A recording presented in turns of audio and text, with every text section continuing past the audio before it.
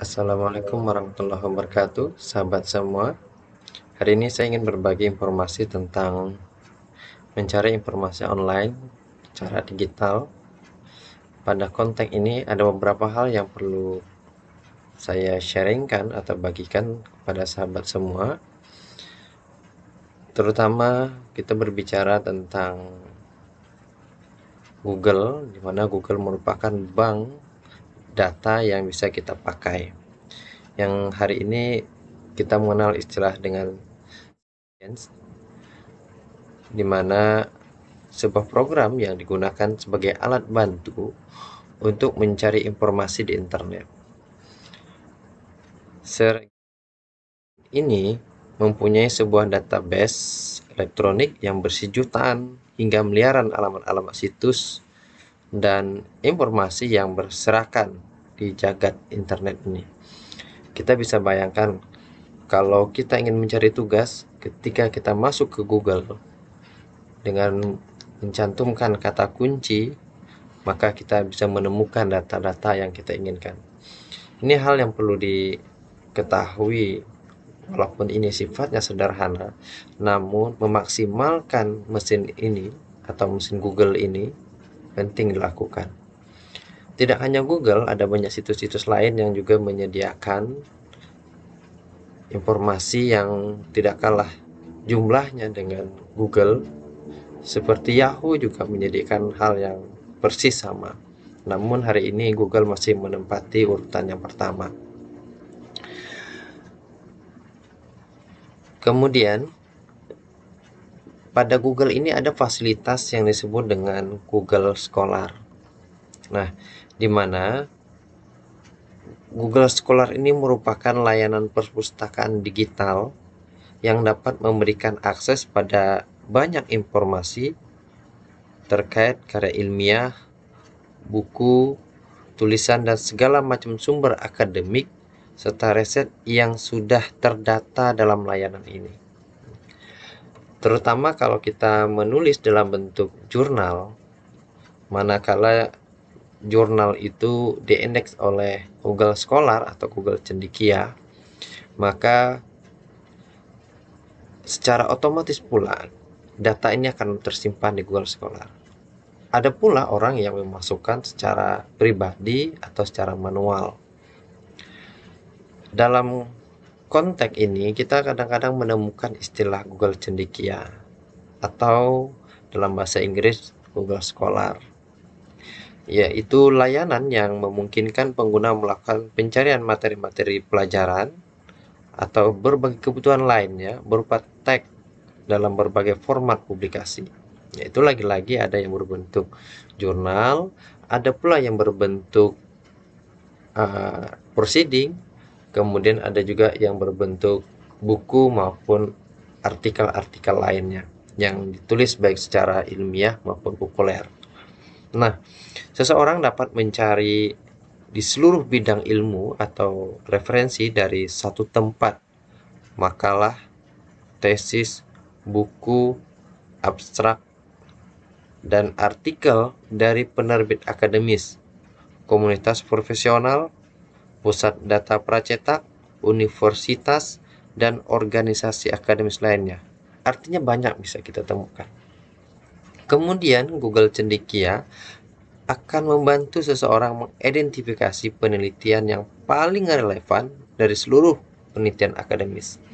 Misalnya, ketika sahabat semua menggunakan Google Scholar lalu ingin mencari data yang memang persis atau relevan untuk kita rujuk, kita tinggal masukkan kata kuncinya saja.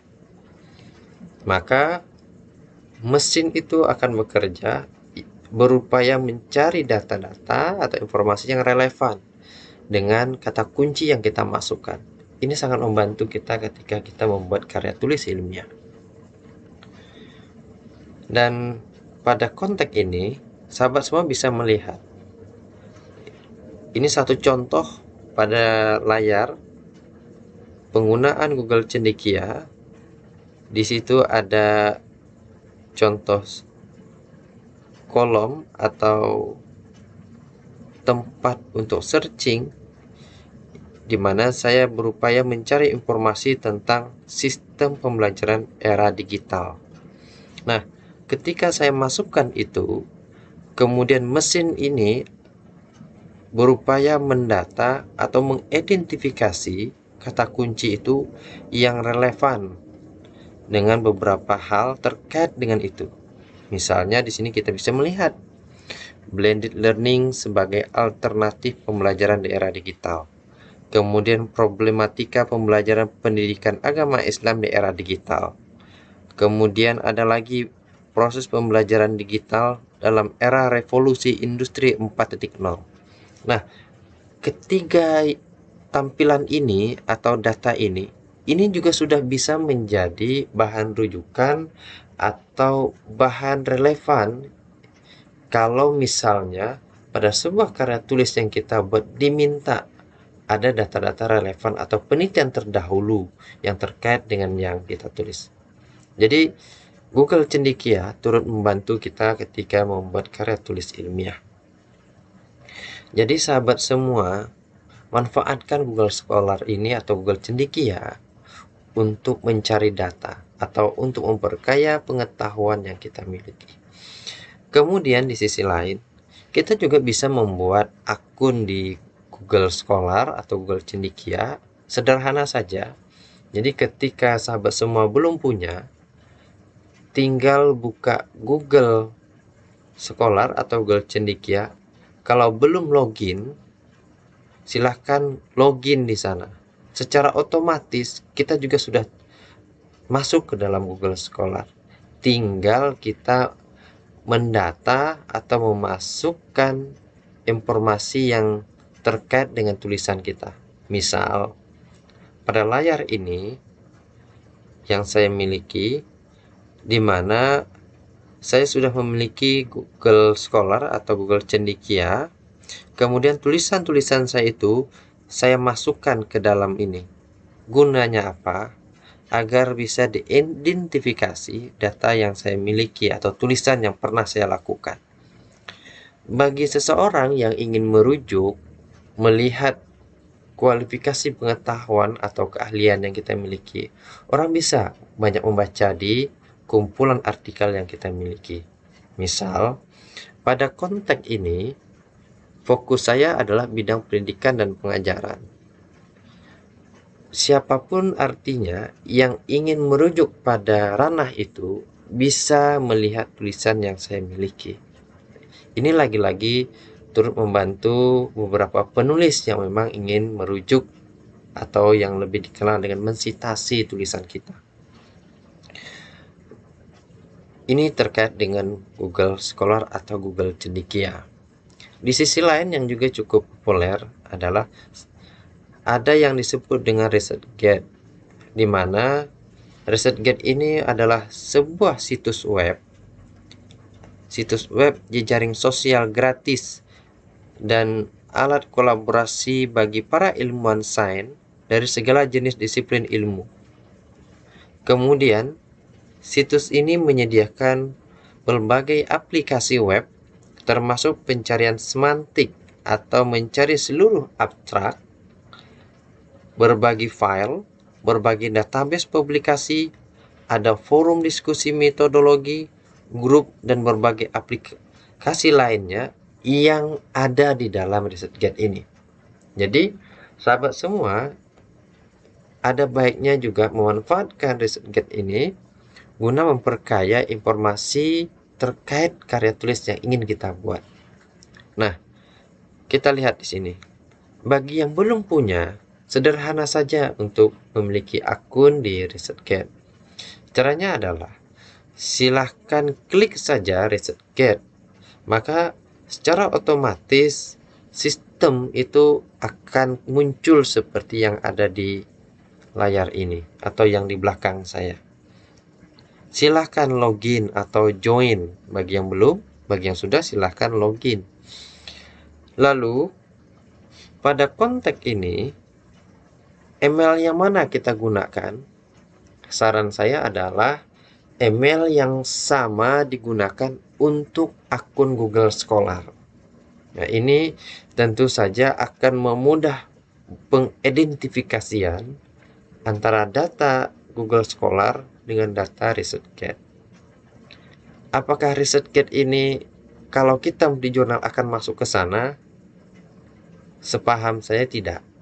Kita bisa memasukkannya secara manual atau menginsertkan DOI atau langsung pada file yang dimaksudkan. Kita lihat pada layar ada tampilan di mana ini akun yang saya punya.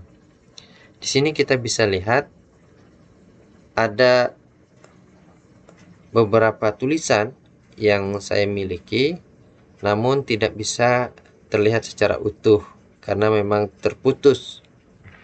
Tapi lagi-lagi, ketika kita ingin mencari data, selain Google Scholar atau Google Cendekia tadi, kita bisa memanfaatkan ini, tinggal searching saja informasi yang akan kita telusuri atau ingin kita cari. Satu lagi yang juga cukup penting, apalagi bagi mahasiswa atau dosen sekalipun, ada yang disebut dengan OSF, yaitu Open Software Foundation, di mana perangkat ini atau mesin ini sebagai sarana publikasi karya ilmiah, buku, slide, atau file yang berbentuk Excel pun juga bisa di-cover oleh mesin ini atau mesin OSF ini. Silahkan manfaatkan ini. Manakala ada artikel kita yang tidak terpublikasi secara online, kita bisa mempublikasikannya sendiri melalui aplikasi ini. Dan aplikasi ini atau perangkat ini turut membantu pendataan di Google Scholar atau Google Cendekia. Artinya, kalau kita memiliki akun di sini, ada tulisan yang belum masuk ke dalam Google Scholar, kesulitan kita menginputnya di Google Scholar karena di sana filenya barangkali tidak bisa, maka melalui OSF ini file kita bisa include dengan Google Scholar maksud saya. Ini data yang saya miliki, misalnya bisa dilihat di layar. Ada guru profesi yang tak lekang oleh waktu. Judul ini atau artikel ini pernah saya sampaikan di suatu tempat dalam rangka mengedukasi beberapa mahasiswa yang memang mengambil mata kuliah bidang pembelajaran. Nah, artikel ini tentu tidak terpublikasi secara khusus pada jurnal atau proceeding. Namun demikian, kita bisa mempublikasikannya lalu include dia dengan Google Scholar melalui OSF ini. Sahabat semua, penting mengetahui ini. Baik, barangkali itu sharing kita hari ini terkait dengan mesin pencari informasi.